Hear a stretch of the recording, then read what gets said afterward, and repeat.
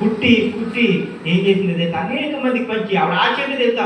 ఒక్కరికైనా ఒక జత అవ్వాలా, ఒక్కరికైనా ఒక జత అవ్వాలా, ఒక బట్టలు వాడు వేసుకోవాలా అంటే వీడు ఎంత కష్టపడాలా? తెలియపెడతాను. ఇప్పుడు బట్టలు కుట్టింది, బట్టలు ఎక్కడి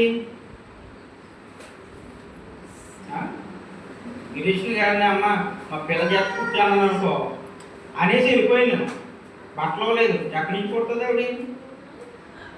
నేనేమో వాళ్ళకి వాళ్ళకి బట్టలు ఇవ్వడానికి, వాళ్ళకి వస్త్రాలు కుట్టడానికి, విధవరాలకు వస్త్రాలు ఇవ్వడానికి ఆవిడకి వస్త్రాలు ఎక్కడి? ఆవిడ ఏం చేయాలండి? పాపం ఆవిడ తల్లి ఎక్కడికో దిక్కుకెళ్ళి ఆ వస్త్రాలు కొనుక్కోవాలా. కొనుక్కోవాలంటే కుట్టిన డబ్బులు ఇస్తున్నారా? ఇది ఫ్రీ సర్వీస్, డబ్బులు.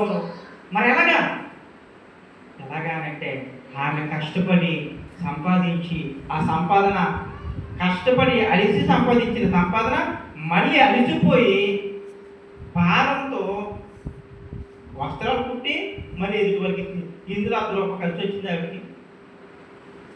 కానీ ఒకటి చెప్తున్నాను చూడండి, ఆమె కలిసి రాలేదు, కానీ ఆమె చనిపోతే తిరిగి ప్రాణమే వచ్చి అంతగా ప్రయాసపడి అలిసిపోయి ఏడ్చారంట.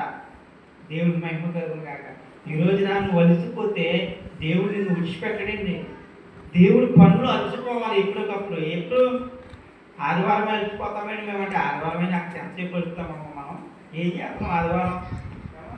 3 యూనిట్లు